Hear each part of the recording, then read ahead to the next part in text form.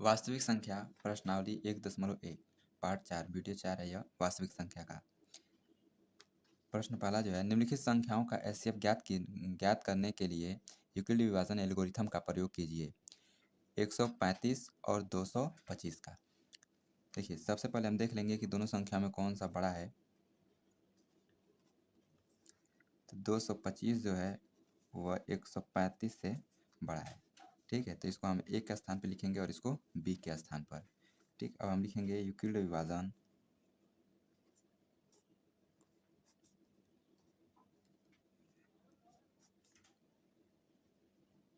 Algorithm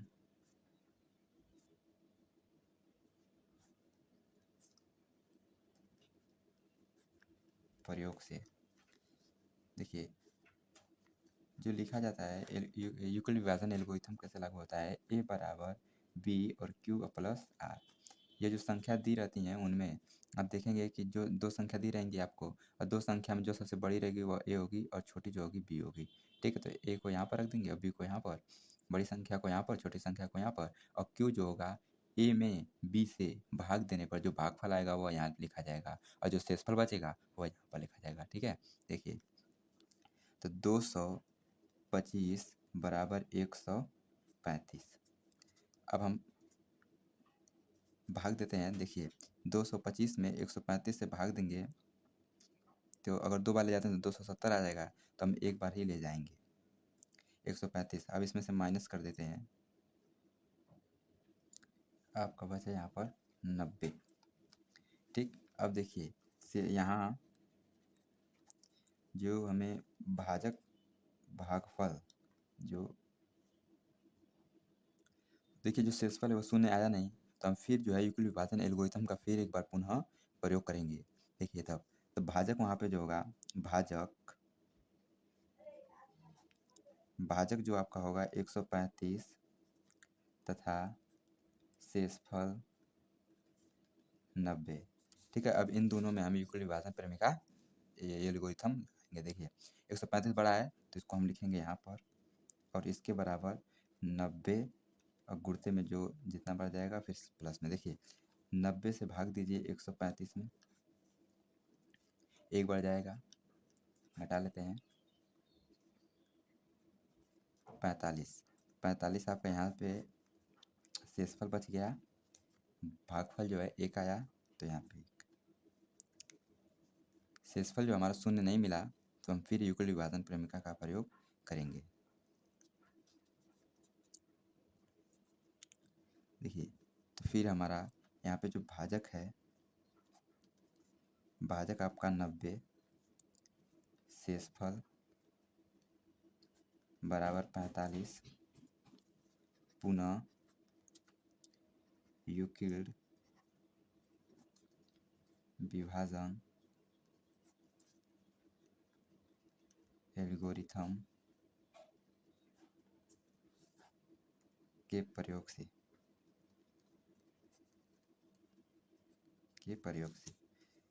90 बड़ा है 45 छोटा है, तो 90 बराबर 45। देखिए, 90 में 45 से भाग दीजिए, दो बार जाएगा और शेषफल आपका बच जाएगा शून्य। देखिए, यहाँ पे शून्य आ चुका है, यहाँ पे जो आपका शेषफल मिला वह शून्य मिला। तो अब जो भाजक यहाँ पर है आपका, इसमें जो भाजक है वही आपका एचसीएफ होगा।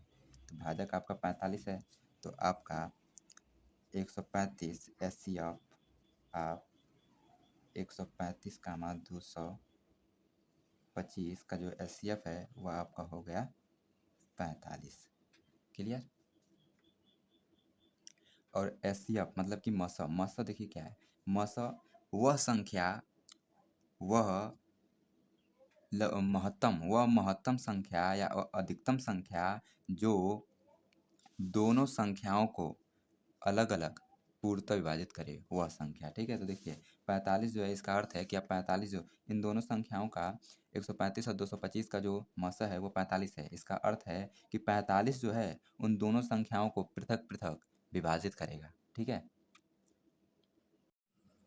पहला का दूसरा देखते हैं। 196 और 38,220 का जो है हमें एचसीएफ ज्ञात करना है यूक्लिड विभाजन एल्गोरिथम से। तो हम देख लेंगे यहाँ पे, देखिए 38,000 220 जो है वो ग्रेटर देन है 196 से।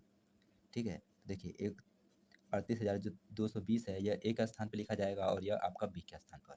ठीक, तो यूक्लिड विभाजन एल्गोरिथम से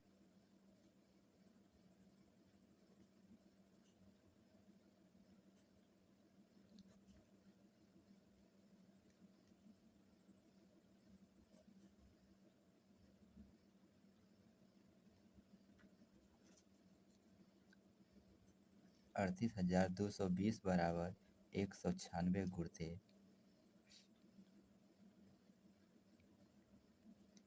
38,220 में 196 से भाग देने पर जो भागफल है वह 195 आएगा।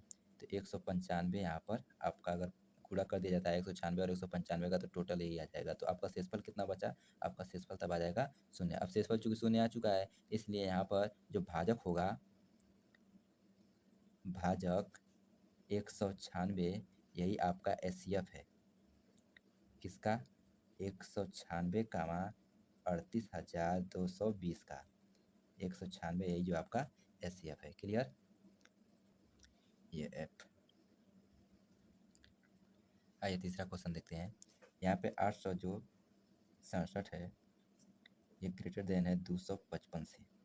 ठीक है, अब यूक्लिड विभाजन एल्गोरिथम लगाने पर जो है 867 बराबर 255 गुणते, देखिए कितना बढ़ जाएगा। अगर हम 3 बार गुणा करते हैं, यहाँ पर 3 बार गुणते हैं, तो पहले तो अगर 250 में 300 गुणा किया जाए तो 750 आएगा। ठीक, और यह 55 है तो मतलब कि 765 आएगा। तो 765 से कम है। अगर आप 4 बार गुणा कर देते हो, तो अगर 250 में ही 4 बार गुणा कर दिया जाए तो 1000 आ जाए, तो बेसी जा रहा है, तो इस हिसाब से 3 बार गुणा करेंगे। तो 3 बार गुणा कर लेते हैं तो कितना आएगा आपका 765। 765 इसमें से घटाइए, तो घटाने पर आपको शेषफल मिलेगा 765 201 102। अब 102 को हम देखिए, अब यहाँ पे जो भाजक है आपका, भाजक आपका 255 और शेषफल जो है वह आपका 102। अब फिर पुनः यहाँ पे यूक्लिड विभाजन एल्गोरिथम से पुनः यूक्लिड विभाजन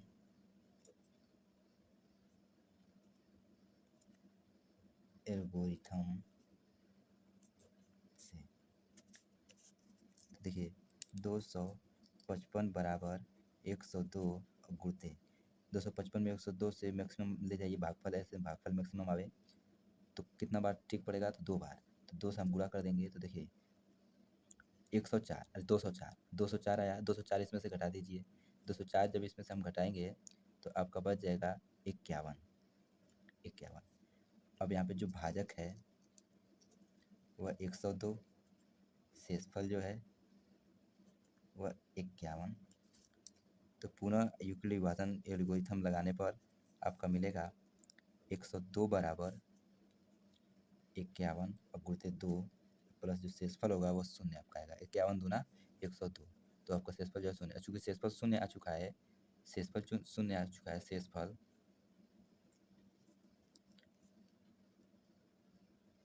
और भाजक आपका है 51, तो आपका एचसीएफ यहाँ से मिला।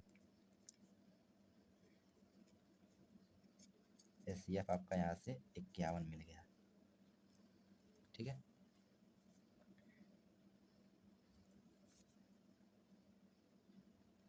दर्शाइए कि कोई भी धनात्मक विषम पूर्णांक 6q+1 6q+1 या 6q+3 या 6q+5 के रूप का होता है, जहाँ q कोई पूर्णांक है। देखिए हमें कोई भी धनात्मक विषम पूर्णांक जो है वह 6q+1 और 6q+3 या 6q+5 के रूप का ही दिखता है। हमें यह सिद्ध करना है। तो हम सबसे पहले मान लेते हैं कि माना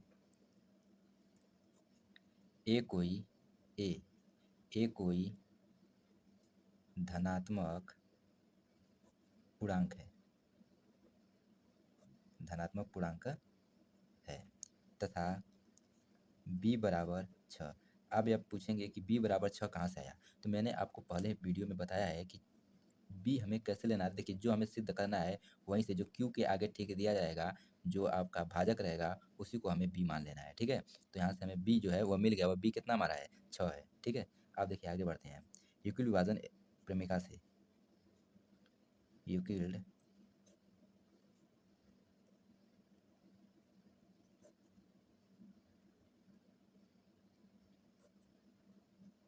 यूक्लिड विभाजन प्रमेय से ए बराबर बी क्यूब प्लस आर, जहाँ क्यू जो है वह ग्रेटर देन एंड इक्वल और इक्वल 0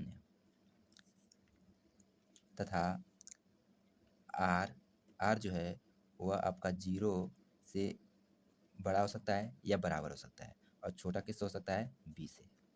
ठीक है ना, छोटा किससे होगा, बी से आपका होगा। ठीक, अब देखिए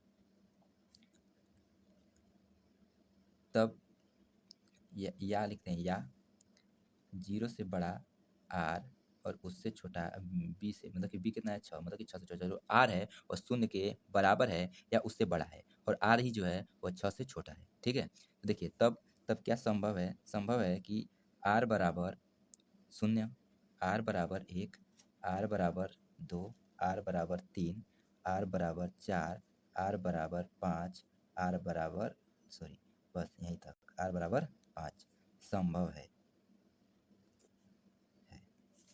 जब आर बराबर 0 लेंगे, जब आर बराबर 0 लेंगे तब ए बराबर आपका मिलेगा 6q प्लस 0, अर्थात ए बराबर 6q।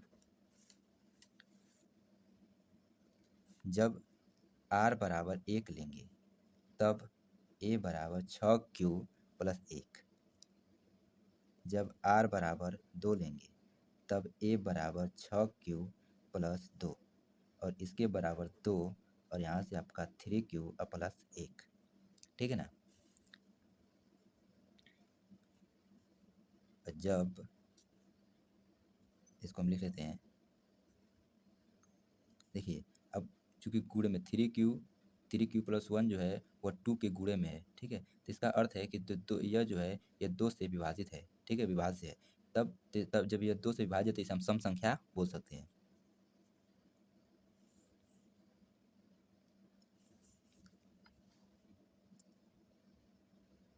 यहाँ ए 2 से विभाज्य है।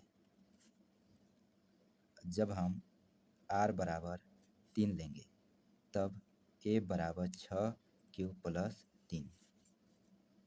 जब हम आर बराबर 4 लेंगे तब ए बराबर 6q प्लस 4, और इसके बराबर 2 हम ले लेंगे कॉमन, तो आपका मिलेगा 3q प्लस 2। यह भी एक सम संख्या है। जब हम आर बराबर 5 लेंगे तब ए बराबर 6q प्लस 5। ठीक है,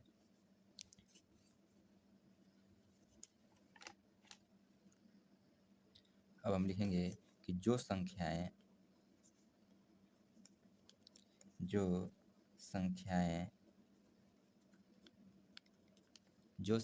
संख्याएं 2 से विभाज्य होती हैं वह सम संख्या, इवन नंबर सम संख्या होती हैं। अतः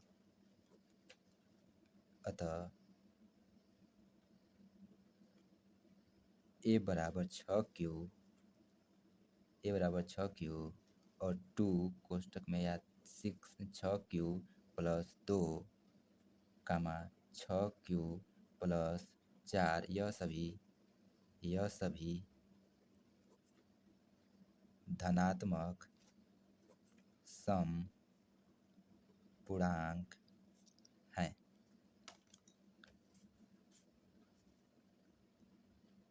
तथा बाकी 6q प्लस 1 कामा 6q प्लस 3 तथा 6q प्लस 5 धनात्मक विषम संख्याएं, विषम पूर्णांक हैं।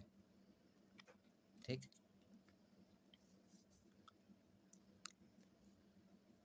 इससे यह सिद्ध है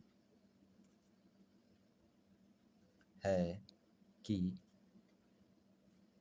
धनात्मक विषम पूर्णांक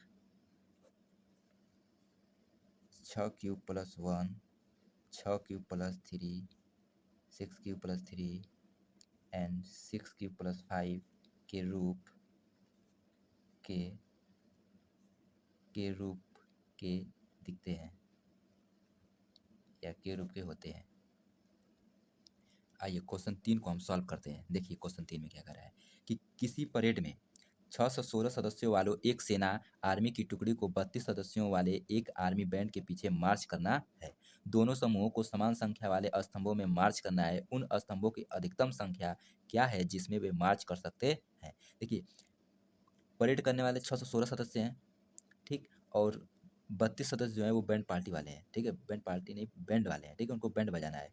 तो उनके 32 हैं और उनके पीछे आपको 616 को खड़ा करना है, ठीक। देखिए इसमें बोला गया है कि जो 32 हैं उनके पीछे आपको 616 को खड़ा करना है। और जैसे कि स्तंभ, एक स्तंभ जैसे मैं बताता हूँ, जैसे मान लीजिए कि 32 हैं तो 32 आपके पास हैं सदस्य, तो 32 को जैसे कि मैंने यहाँ पे खड़ा किया इस प्रकार से मैंने मान लीजिए खड़ा किया, ठीक है। और उसके बाद फिर मैंने यहाँ पे खड़ा कर दिया, ये बैंड वाले भी हैं इस तरह। फिर ऊपर भी मान लीजिए खड़ा मैंने कर दिया इस तरह, और इतने में 32 जो है एडजस्ट हो जा रहे हैं, ठीक। तो अब हमें जो 616 खड़े करने हैं वो इनके पीछे खड़ा करना है। तो ये आपके 616, तो यह आपके रहे इनके पीछे।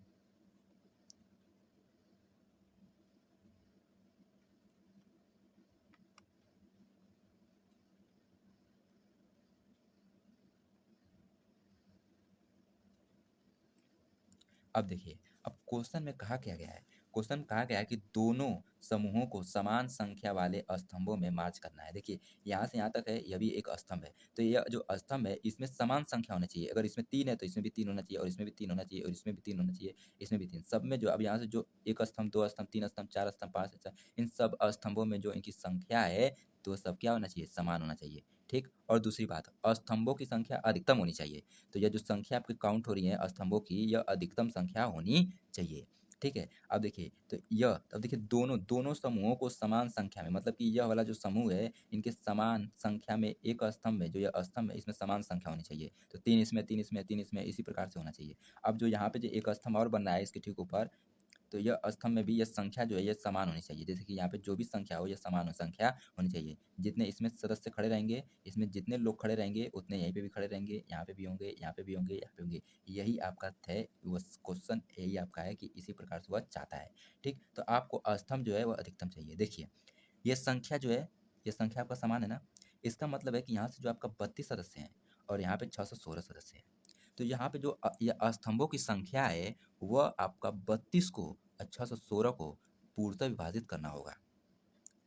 जो आपकी यह अधिकतम स्तंभों की संख्या है 32 को जब पूरी विभाजित करेगी तभी तो यह इसके गुणांक में आएगा। स्तंभों के जब गुणांक में आएगा तभी वह पॉसिबल है कि दोनों परेड वाले और बैंड वालों की जो स्तंभ, यह स्तंभ है इसमें जो संख्या है वह समान होनी चाहिए दोनों का। देखिए इस स्तंभ में, अगर यह स्तंभ आप एक छोटा सा स्तंभ, एक टुकड़ा मानते हो स्तंभ का, तो यह स्तंभ में जो अगर बैंड वाले 3-3 है तो सब में 3-3 होना चाहिए। जैसे एक में 2-2 है तो सब में 2-2 होने चाहिए, यह अर्थ है। दूसरा का बात है कि अगर 616 वाले जो हैं तो उनका अगर एक छोटा सा जो स्तंभ है अर्ध वाला स्तंभ, इसमें जो है अगर मान लिया कि 15 है तो इसमें भी 15 होना चाहिए, इसमें भी 15, इसमें भी 15, इसमें भी 15, ठीक है। अब देखिए, अब जो स्तंभों की संख्या है यह पूर्णतः विभाजित करेगा 32 को, और यही पूर्णतः विभाजित करेगा 616 को। जैसे मैंने यहाँ पे बताया कि यदि मान लीजिए कि आप 10, यहाँ पे 10, आप यदि जैसे मान लीजिए कि बैंड वाले आपको जो है 10 मिल जा रहे हैं और जो परेड वाले हैं वो 25 मिल जा रहे हैं, ठीक। आपसे बोला जाए कि आप अधिकतम स्तंभ बनाइए और उनमें जो है दोनों पार्टी, दोनों सदस्य जो हैं परेड वाले और बैंड वाले समान, एक स्तंभ में समान हों। तो आप क्या करोगे, चलिए मानते हैं कि 10, हम जैसे कि लेते हैं एक प्रकार से कि मान लीजिए कि हम 10 जो है, जब ठीक है हम सामने जो हम खड़ा करेंगे सामने, वह 10 खड़ा करेंगे, एक यहाँ बैंड वाला, एक यहाँ पर, एक यहाँ पर, एक यहाँ पर, एक यहाँ पर और एक यहाँ पर। तो इस प्रकार से अगर हम खड़े करते हैं उन्हें, हाँ, कितना हो गया,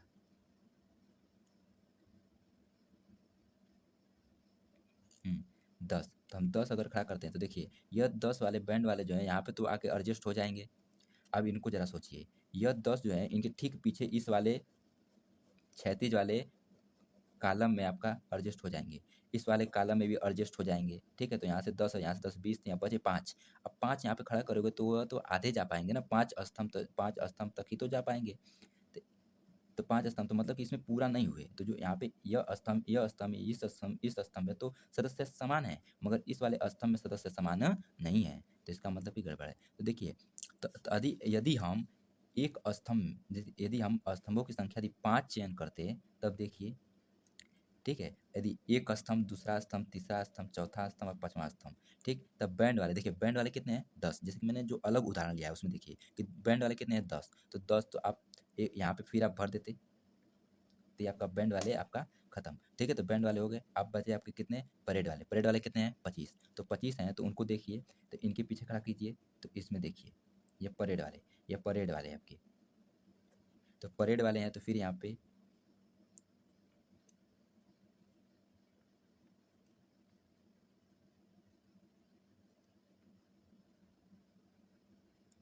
1, 2, 3, 4, 5, 5 और देखिए एक में 5 है और यहाँ पे 5, तो 1, 2, 3, 4 मतलब कि 1, 2, 3, 4, 5 और एक में कितने हैं? 5 तो 5 बचे 25 मतलब कि 25 सदस्य हैं। तो 25 सदस्य आपको पीछे होंगे। मेरा कहने का मतलब बस यही है कि आप स्तंभों की अधिकतम संख्या का वह चयन है जो दोनों को, इनकी संख्या और इन वालों की संख्या को, दोनों को क्या करे? पूर्णतः विभाजित करे। अब जरा सोचिए कि दो संख्याओं को वह महत्तम संख्या या अधिकतम संख्या दोनों संख्याओं को यदि पृथक पृथक विभाजित करता है तो वह संख्या क्या कहलाता है? उसका मसा कहलाता है। यदि दो संख्याओं को कोई अधिकतम संख्या पृथक पृथक विभाजित करता है तो वह उसका मसा कहलाता है। तो इसका मतलब है कि हमें 616 और 32 का क्या निकाल देना चाहिए? मस। क्या निकाल देना चाहिए? मस। ये सब बताने का मतलब क्या है? इतना समय इस पे लगाने का मतलब क्या है? देखिए, मेरा कहने का अर्थ है कि इस क्वेश्चन आपको दिखाता और बोल देता है कि 616 और 32 का मस निकाल दीजिए और इस प्रकार से क्वेश्चन सॉल्व हो जाएगा। सॉल्व हो जाता। मगर यदि मान लीजिए किसी कॉम्पिटिटिव एग्ज़ाम में आपका इससे थोड़ा-सा यदि चेंज कर देता, मान लीजिए कि यदि कोई वृत्ताकार पथ दे देता और उसपे 2 भाई दौड़ रहे हैं, एक 17 मिनट में पूरा 1 चक्कर पूरा कर रहा है, कोई 12 दूसरा भाई 12 मिनट में कर रहा है, तो फिर पूछता कि इतने समय 6 बजे स्टार्ट किए हैं, तो बताइए कि वो कितने बजे एक स्थान पर मिलेंगे? तो आपका आंसर क्या होगा? तो इसके लिए आपको समझना पड़ेगा कि उनमें क्या यूज़ होगा, मस यूज़ होगा, उनका मस निकालना पड़ेगा, उनके समय का जो 17 और 12 है, 12 मिनट का जो है, उसका लॉस निकालना पड़ेगा कि मस निकालना पड़ेगा। यह बात आपको जानना पड़ेगा और यह कॉन्सेप्ट अगर यहाँ पे क्लियर नहीं हुआ तो कहाँ पर क्लियर होगा बोलिए? तो इसलिए मैं इस पे थोड़ा समय दे रहा हूँ, ठीक है? तो अधिकतम संख्या को ध्यान में रखना है कि अधिकतम संख्या है तो एक हिसाब से इसी तरह आपको एक हिंट मिला कि मौसा ठीक रहेगा, ठीक है? क्योंकि अधिकतम संख्या में चाहिए स्तंभों की अधिकतम संख्या, तो ये हिंट मिला कि मौसा सही होगा। और लसा में न्यूनतम संख्या होती है और मौसा में अधिकतम या महत्तम संख्या होती है, ठीक? तो अब हमें पता चल चुका है कि 616 और 32 का हमें क्या निकाल देंगे? मौसा। तो मौसा निकाल देंगे तो यह जिस प्रकार से क्वेश्चन कहा है उसके शर्तानुसार वो लागू हो जाएगा और शर्तानुसार मिल मिल जाएगा, ठीक? देखिए, आप अब इसका मौसा निकालने के लिए आपके पास 2 ऑप्शन है कि एक 3 ऑप्शन है, एक गुणनखंड विधि से कर लीजिए, एक भाग विधि से और एक यूक्लिड विभाजन प्रमेय से, ठीक है? तो जिससे आप कर सकें। आपको सुलभ जो होगा वह भाग विधि पड़ेगा, गुणनखंड विधि भी आप हो सकता है। आइए 616 और 32 का हम मौसा जो है भाग विधि से निकाल लेते हैं। तो यहाँ पे आपका 32 और यहाँ पे आपका 616 कितना बार ले जाया जाए? देखिए 32 से अगर मैं हम 10 का गुणा करता हूँ 32 में तो 320 आ जाएगा जो कि बहुत अधिक छोटा है। तो यदि हम 20 का गुणा करते हैं तो 6 4 मतलब कि 640 आ जाएगा और 640 से अधिक बड़ा है तो 19 जो होगा वो सही होगा। तो 19 बार लेकर जाते हैं, ठीक है? और 19 बार लेकर जाने पर आपका 608 आपका प्राप्त होगा और यहाँ पे घटाने पे फिर हमें 8 प्राप्त हो जाएगा और 8 को यहाँ पे ऐसे लिखेंगे और 32 हम यहाँ पर लिख लेंगे। 32 से ले जाएँगे 4 बार चला जाएगा, ठीक है? तो यही आपका क्या हो जाएगा मस। तो इसका जो मस है वो आपका कितना मिल गया? 8, ठीक है? मतलब कि हमें स्तंभों की संख्या क्या रखनी चाहिए? 8 रखनी चाहिए, ठीक है? यदि हम स्तंभों की संख्या 8 रखते हैं मतलब कि 1, 2, 3 और 4 और 5 और 6, 7 और 8। देखिए आप बैंड वाले को खड़ा कीजिए, यहाँ पर 1, यहाँ पे 2, यहाँ पे 3 इस प्रकार से, ठीक? इस प्रकार से। फिर इनका मतलब कि 4 स्तंभ इनका जो क्षैतिज वाला रहेगा वो 4 चलेगा। यहाँ पे 1, 2, 3, 4 और उसके बाद जो खड़ा होंगे वो आपका परेड वाले होंगे। तो 1, 2, 3, 4 5, 6, 7, 8 ये आपका परेड वाले हैं। तो इसी प्रकार से इनका कितना चलेगा, तो आप उसे 4 से भाग कर लेंगे तो पता चल जाएगा। 8 से भाग कर लेंगे 616 में, हाँ, तो 616 में आप 8 से भाग कर देंगे तो पता चलेगा। तो इस प्रकार से यह जो संख्या होगी वह 77 होगी, ठीक है। तो यहाँ से जो है 77, इस प्रकार से जो 36 जो होंगे वह 77 यदि हो तो वह एडजस्ट हो जाएंगे। 616 उसमें और यहाँ से 32, ठीक है। 8 चौको 32 और ये 77 अठे आपका 616, ठीक। आइए क्वेश्चन 4 देखते हैं। यूक्लिड विभाजन प्रमेय का प्रयोग करके दर्शाइए कि किसी धनात्मक पूर्णांक का वर्ग किसी पूर्णांक m के लिए 3m या 3m+1 के रूप का होता है। यदि किसी धनात्मक पूर्णांक का यदि वर्ग कर दें तो वह जो दिखेगा वो किस रूप का दिखेगा, 3m या 3m+1 के रूप का दिखेगा। यही हमें सिद्ध करना है। तो हल यूक्लिड विभाजन प्रमेय से देखिए, यूक्लिड विभाजन प्रमेय क्या है, ये a बराबर बी क्यू प्लस आर, ठीक। और यहाँ पर हम b के स्थान पर क्या रखेंगे, मैंने आपको बता चुका हूँ कि b कैसे पता करेंगे। देखिए m के आगे कितना है 3, यहाँ पे कितना है 3, तो हम b बराबर 3 ले लेंगे, ठीक है। और a कोई धनात्मक पूर्णांक मानेंगे या होगा। तो लिखता हूँ कि यूक्लिड विभाजन प्रमेय से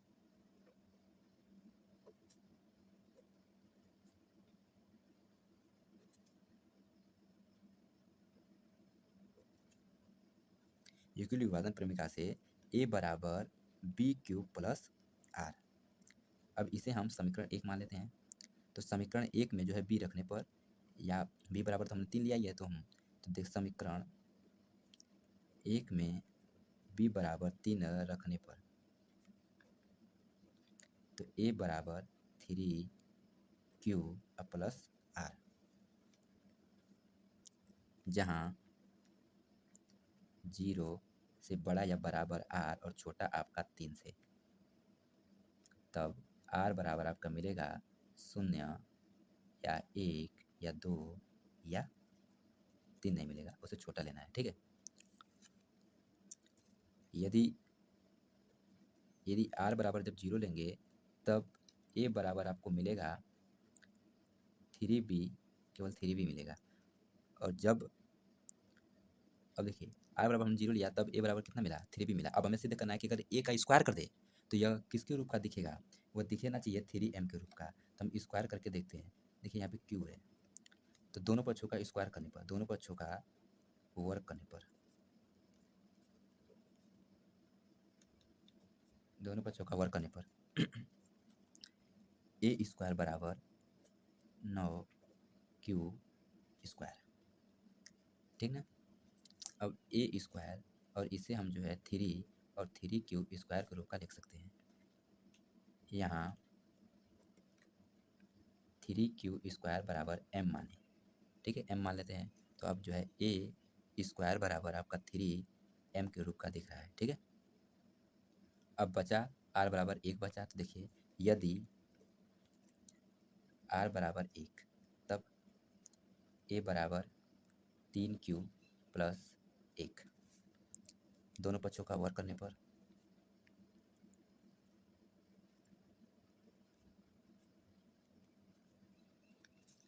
तो a स्क्वायर बराबर 3q+1, 3q+1 का होल स्क्वायर। तो a स्क्वायर बराबर यहाँ से आपको 9q square plus 1 plus 6q आपको मिलेगा। अब हमें इसे बना देते हैं। a स्क्वायर बराबर,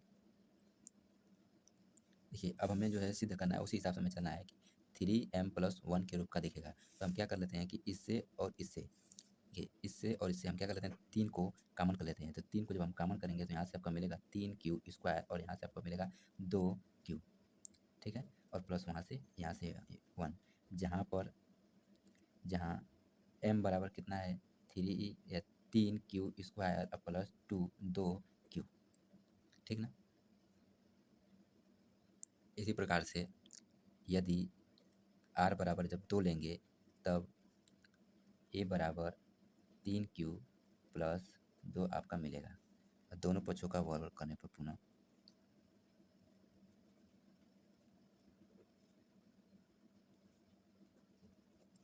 दोनों पक्षों का वर्ग जब करेंगे तो a स्क्वायर बराबर 9q स्क्वायर प्लस 4 प्लस 3 दूना को 6 और यहाँ आपका क्यू। अब यहाँ पे हम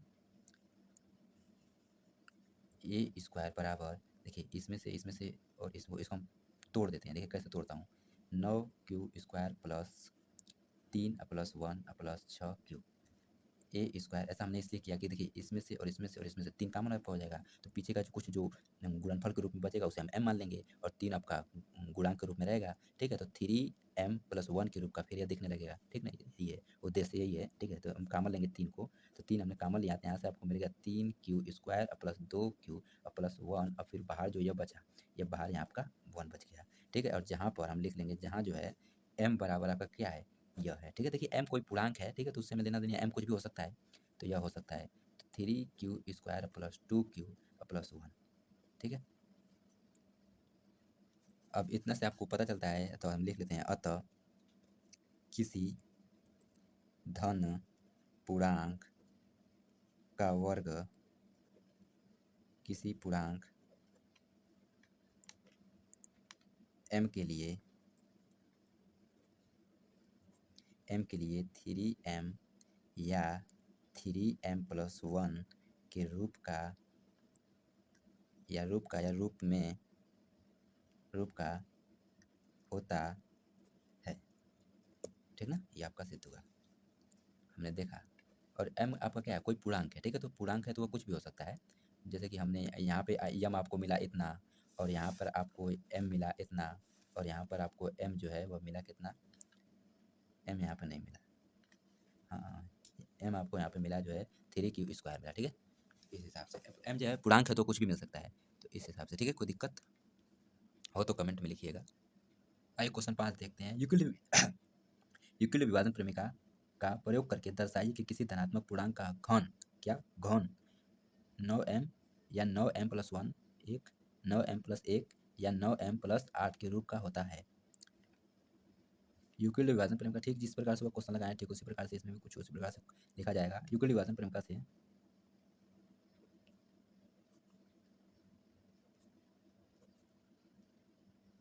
यूक्लिड विभाजन प्रमेय से देखिए, यूक्लिड विभाजन प्रमेय का क्या है कि a बराबर बी क्यू प्लस आर, इसको हम समीकरण 1 मान लेते हैं। समीकरण 1 में b बराबर, समीकरण 1 में b बराबर देखिए कितना है 9, तो पता चल गया आपको b कितना लेना है 9, तो b बराबर 9 रखने पर, तो a बराबर 9 क्यू प्लस आर। अब देखिए, चूँकि जो जीरो से आर जो है वो जीरो से बड़ा या बराबर होगा और छोटा किससे होगा, बी से। अब बी बोले तो 9। ठीक है ना, अर्थात आर बराबर आपका कितना होगा, 0 1 2 3 4 5 6 7 8 8 तक। ठीक है, यदि आर बराबर 0 लें तब ए बराबर 9 क्यू मिलेगा। ठीक ना, हम क्या करते हैं कि दोनों पक्षों का घन कर देते हैं। देखिए, हम यहाँ पे कहा गया कि कोई भी एक धनात्मक पूर्णांक हो, यदि उसका घन कर दिया जाए तो वह 9m प्लस 1 एक 9m प्लस 8 के रूप का होगा। तो अब हम a का जो है घन करेंगे, तो दोनों पक्षों का घन करने पर, दोनों पक्षों का घन करने पर, तो a का क्यू बराबर, इसका क्यू करेंगे देखिए 9 का क्यू और गुणते क्यू का क्यू। इसे जो है हम a का क्यू बराबर 9 को बाहर लेकर 9 का स्क्वायर और क्यू का क्यू हम लिख सकते हैं, जहाँ पर,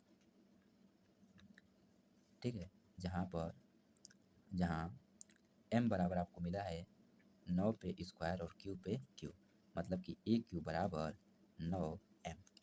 ठीक ना, आगे देखिए, यदि r बराबर 1 हो तब, तो a बराबर 9 क्यू प्लस 1, फिर दोनों पक्षों का घन करने पर,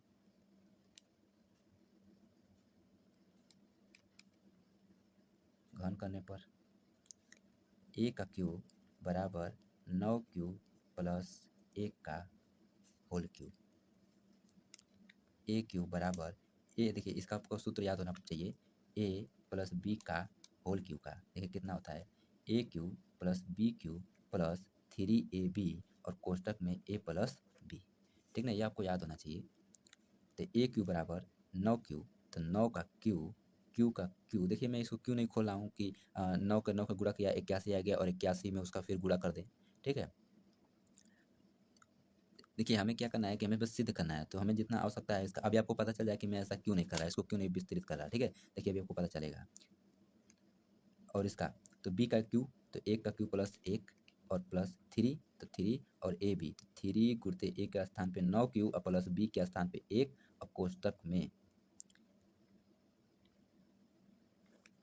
कोष्टक में आपका हो जाएगा यही, ठीक आपका ये उतर जाएगा 9 क्यू प्लस 1, ठीक ना।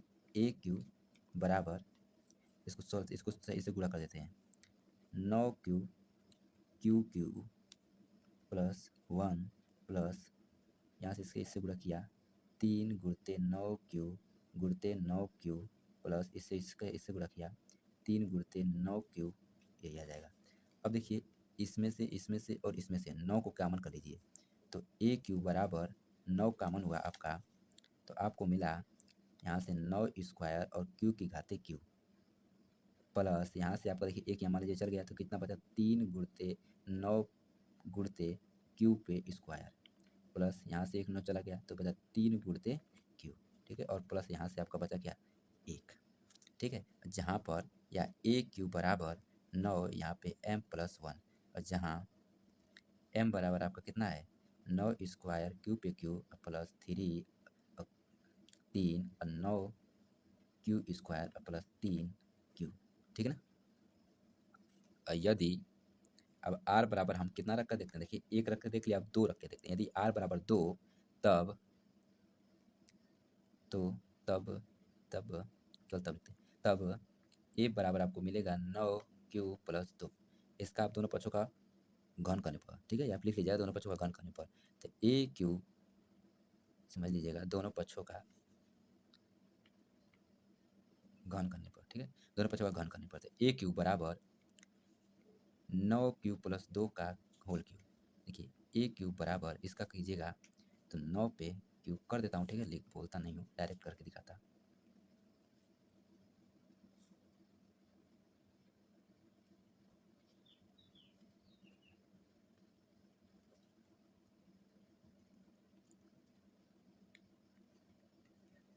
'इसको मैंने उतार दिया है, अब इसको हम इससे गुणा कर देंगे। देखिए इससे इससे एक बार होगा और फिर इसी का एक बार इससे होगा, ठीक।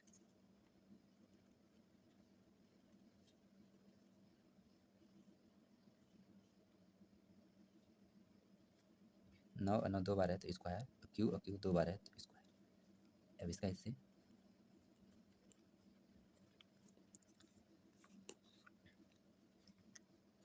अब हम यहाँ से कॉमन लेते हैं कितना को 9 को। देखिए हाँ एक बात ध्यान रख लीजिए यहाँ पर कि देखिए क्या है, तीसरा वाला क्या है 9, तीसरा वाला जो आपका 9m प्लस 8 है, तो इस रूप का भी होना चाहिए। तो अब देखिए यहाँ पे यदि हम 8 को बचा देते हैं, तो देखिए क्या तीनों में से 9 कॉमन हो रहा है, अब कोस कॉमन हो रहा है, तो कॉमन कर लेंगे बस। तो 9 हमने कॉमन लिया, तो यहाँ से आपका बच गया 9 स्क्वायर क्यू पे क्यू, यहाँ से आपका 3 9 Q square 2 plus 3 Q 2 square और प्लस यहाँ पे 8, तो ए क्यू बराबर 9, यहाँ पे m प्लस 8, और जहाँ पे आपका m बराबर क्या निरूपित कर रहा है 9 पे स्क्वायर क्यू पे क्यू प्लस 3 और 9 और स्क्वायर और गुणते 2 प्लस 3 गुणते क्यू गुणते 2 पे स्क्वायर, ठीक है, ये निरूपित कर रहा है। समझ में आई बात। अब इसी प्रकार से हम और भी कर लेंगे। अब हम r बराबर 4 रख के देखेंगे। यदि r बराबर 4, तब a बराबर 9 क्यू प्लस 4, दोनों पक्षों का घन करने पर, ठीक। तो ए क्यू बराबर 9 क्यू प्लस 4 का क्यू होल क्यू। ए क्यू बराबर देखिए 9 का क्यू, क्यू पे क्यू 4 पे क्यू प्लस 3 गुणते 9 क्यू गुणते 4, अगला कोष्टक में 9 क्यू प्लस 4, फिर इसको हम विस्तृत करते हैं 9 क्यू क्यू क्यू प्लस, इसको खोलना जरूरी है, ठीक है, ये एडजस्टमेंट के लिए। तो इसको हम देख लेते हैं कितना, 4 चौका 16, 16 चौका 64 प्लस इसका गुणा कीजिए, ठीक है, कोष्टक से हटाइए। तो गुणित 9 क्यू गुणित 4, देखिए 9 और 9 स्क्वायर, क्यू और क्यू स्क्वायर, प्लस अब इसका इससे तो 3 गुणित 9 क्यू गुणित 4 पे केवल स्क्वायर आ जाएगा। अब देखिए कैसे एडजस्ट करेंगे, यहाँ से 9 कॉमन होगा, यहाँ से 9 कॉमन होगा, यहाँ से 9 कॉमन होगा, ठीक। यहाँ पे 64 बचेगा, 8 का स्क्वायर। हाँ, तो अब हम कुछ ऐसा देखते हैं कि इसमें से क्या 9 नहीं कॉमन हो जाएगा। इसको भी हम तोड़ने का प्रयास करते हैं कि 9 में जैसे कि देखिए ऐसे ऐसे कुछ तोड़ते हैं कि जो 9 से विभाजित भी हो और प्लस 1 भी बच जाए। तो इसके लिए देखिए 9 सते 63, 63 और प्लस 1 हो तो देखिए 63 में से 9 कॉमन भी हो जाएगा और एक आपका बचा भी रह जाएगा। तो कितना बढ़िया, 9 गुणित m और प्लस 1 के रूप का बनेगा। तो बहुत बढ़िया ऐसे तो करने के लिए तो वही बस करेंगे, 9 क्यू क्यू क्यू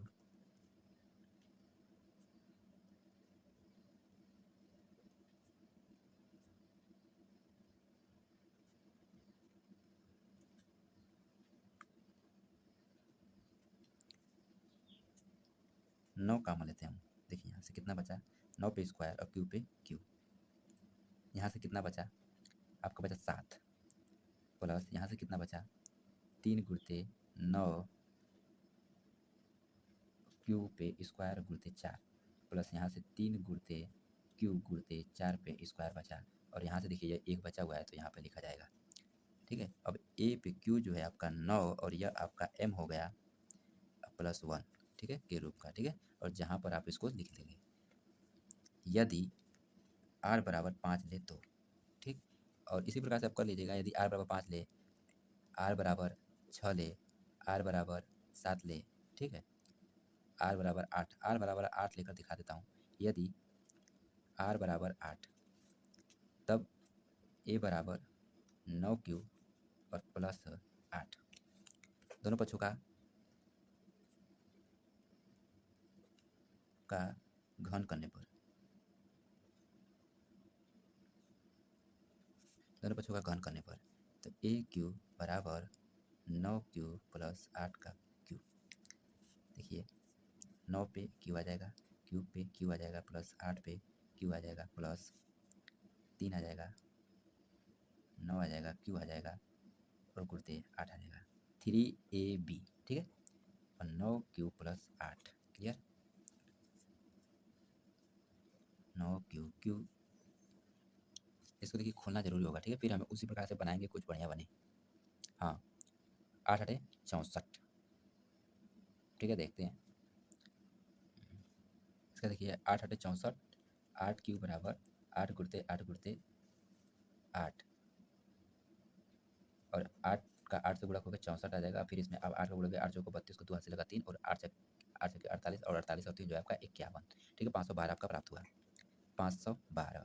और प्लस यहाँ से आपका गुणा कर देंगे इसका, तो 3 9 पे स्क्वायर क्यूब पे स्क्वायर गुणते 8, अब इसका जो इससे गुणा होगा तो प्लस 3 गुणते 9 क्यूब गुणते 8 पे स्क्वायर। अब हम कॉमन लेने का प्रयास करेंगे, देखिए कैसे, इसको पहले तोड़ेंगे हम। देखिए इसको तोड़ने के लिए ना, देखिए 8 बचना चाहिए, अच्छा 1, ठीक है। तो इसके लिए हम क्या करते हैं, इसे 9 से भाग करते हैं। देखिए क्या आता है, जब हम इसे 9 से भाग करेंगे 512, तो कितना बार भाग जाएगा, देखिए 54, 9 का पालन 54 आता है, तो इससे कम चाहिए हमें, 51 है तो 5 बार ले जाएंगे तो ठीक रहेगा, 45, 9 बचे 45, तो 45 इसमें से घटा देते हैं तो बचा कितना, 6, अच्छा यहाँ पे 2 उतर जाएगा। देखिए 63, 9 के पालन 7 बार ले जाएंगे 63 आएगा, मतलब उससे भी कम है तो हम ले जाते हैं 6 बार, और 9 छक्का 54, तो 54 आपका फिर इसमें से घटा दीजिएगा। देखिए 12 में से 4 जाए 8 और 5 में से 5 है 0, ठीक है, तो 8 आपका शेषफल बच गया और 56 आपका भागफल आ गया। तो अब इसको हम कैसे तोड़ेंगे, देखिए तो इसका अर्थ है कि जो यदि हम 512 में से 8 घटा दें तो जो बचेगा वो 9 से क्या होगा, विभाजित होगा, ठीक। तो मतलब है कि 8 घटा दीजिए आप इसमें से तो कितना बचेगा, 504, तो 504 जो है वो 9 से विभाजित है और 8 जो है वो प्लस शेषफल में बच जाएगा। मतलब कि देखिए ये कितना होगा, 512, यह जो है 9 से विभाजित है और यह नहीं है तो ये बचा रहेगा, इसमें हम 9 कॉमन ले लेंगे केवल, ठीक। 9 कॉमन ले, चलिए एक बार स्टेप लिख लेते हैं।